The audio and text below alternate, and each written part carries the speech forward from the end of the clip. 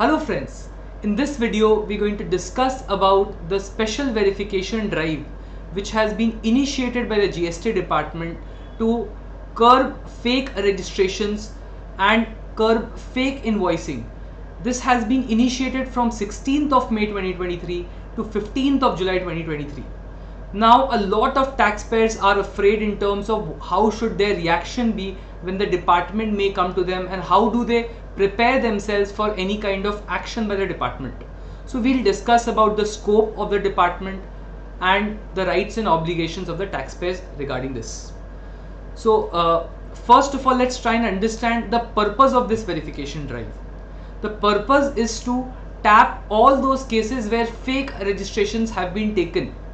We have seen a lot of people taking registration in the name of economically weaker section people who are not aware of the reason why their PAN and Aadhaar is being used. Some of their PAN and Aadhaar has been used after payment of a small cash amount to them.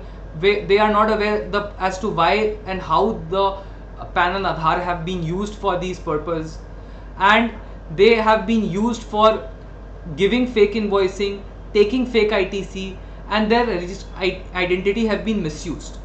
So the idea is to identify these fraudulent GSTINs and eradicate them from the systems, and wherever any penalty and taxes are to be recovered, the same would be done. Now as to how this would be done, just a glimpse of it. The risk management department would be identifying the GSTIN for both central and state, and they would be provided the nodal officers of each department would be appointed, and those nodal officers would be provided with these fake GSTINs or fraudulent GSTINs according to them for the purpose of verification. On the basis of this risk management criteria, the field formation officers would be shared the list, and they would be going for physical verification, and they need to give appropriate report on a weekly basis as to how many verifications they have carried out and what was the outcome of those verifications. Also, a national committee has been constituted which would be directly headed by the GST Council Secretariat to identify the progress of such verifications which have been carried out, and they would be directly monitoring this so that these fake registrations can be removed or reduced as much as possible.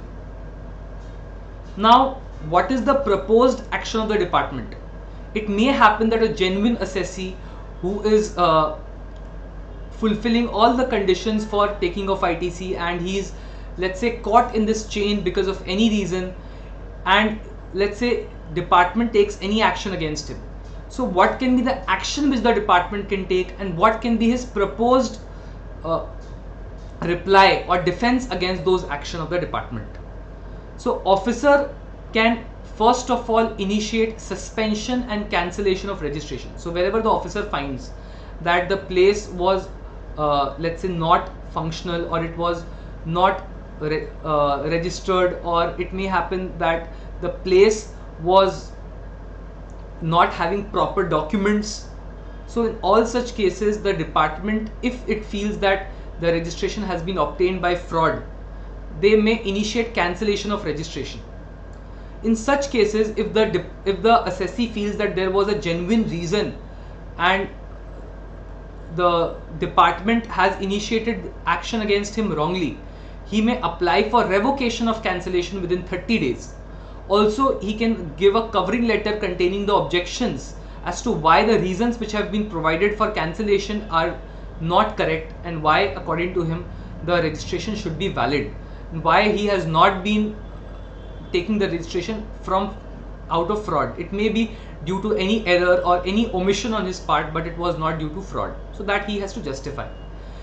Also, it may happen that as per rule 86A, if it is found that the person is not functional from the place where his business is registered, in such cases his ITC may be blocked under rule 86A.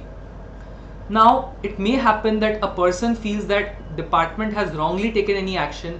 Maybe he was not available at that time for any reason, or he was actually working in those premises and for any reason department has taken a wrong action against him, he may provide written submissions. It may or he may decide to pay off the demand whatever has been raised by the department in terms of blockage of ITC, so that his ITC can be released. It may be due to an error or omission on his part also, so that he needs to write and explain to the department. Please remember, this 86A does not mean that there is a demand against him. It simply means that there is a temporary blockage of credit so that he cannot use that credit. In any case, this amount would be released after 1 year if no action is taken against him further, right? Also, department has an option of initiating demand and recovery provisions. So they may initiate demand through issuance of show cause notice.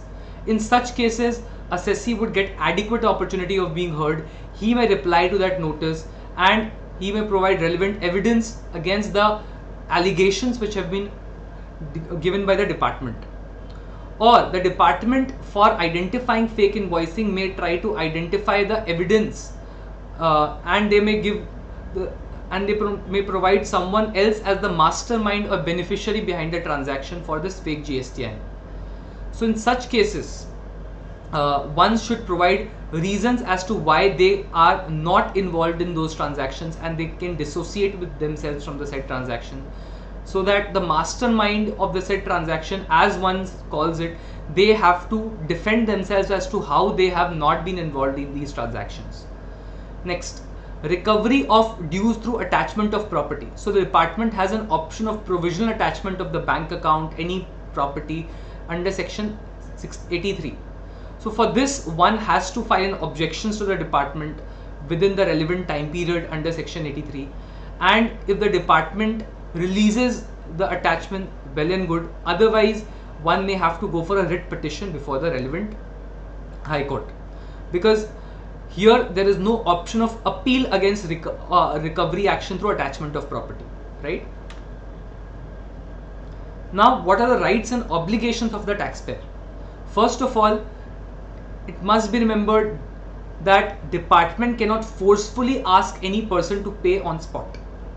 So even if any person, let's say, out of the pressure created by the department, pays on spot, he can very well apply for a refund and he can state that he had paid that amount under protest.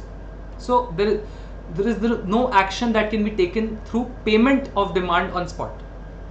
Next, if he is, let's say, given any summons and on spot his statement is taken, in such cases he may not sign any statement which he has not given verbally, which is asked to him to be signed forcefully.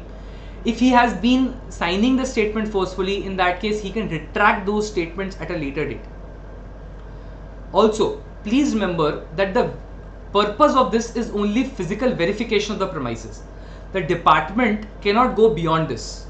They cannot seize any documents, they cannot perform search and seizure operations, for which, if they want to perform search and seizure operations, they have to carry the relevant authorization in INS 01 signed by the joint commissioner or any other person above his rank. So it is not that simple that a department can simply take any action against the assessee by conducting search and seizure operations. They cannot seize my books of accounts, right? They cannot ask me to produce reconciliation, workings, all these things they cannot ask for. The purpose of this is only the physical verification for knowing whether the registration has been obtained by fraud.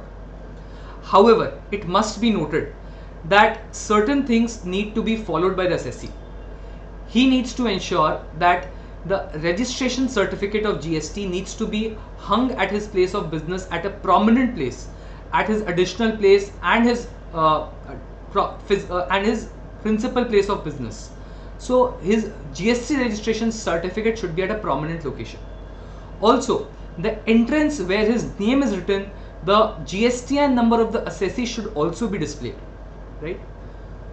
Further, he should have the registration documents based on which he can prove that he is the rightful owner of the premises and he has been conducting the business from those premises by having the rent agreement, or if the ownership is there for those premises, the ownership document in terms of property tax receipt or property deed, electricity bill for those premises, proof that books of accounts have been kept there, his PAN card, Aadhaar card showing those addresses, all those should be available at his premises.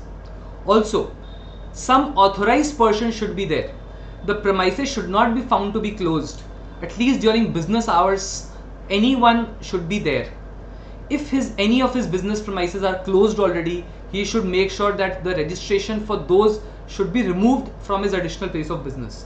Or if any place where he is storing the goods or storing the books of accounts, or he is maintaining the books of accounts, in all such cases he should add that as an additional place of business. So please ensure that the registration should be clean and all the places of business are reviewed carefully, and all the relevant persons who are the authorized signatories or representatives have been provided there. If any director is not there, his name is removed. If any director has newly joined and he's part of the managing director or working whole-time director, his name should be incorporated. So it needs to be made sure that the registration, particularly the place of business, needs to be immaculate. It should be accurate on the GST portal, so that there is no allegation that I have obtained my registration by fraud. So with this, I think there is a rough idea that we can have in terms of how to protect ourselves from any action by the department, and what are the rights and obligations that the assessee has in terms of this special registration drive initiated by the department. I hope this video was useful to you. Thank you so much for your patient hearing.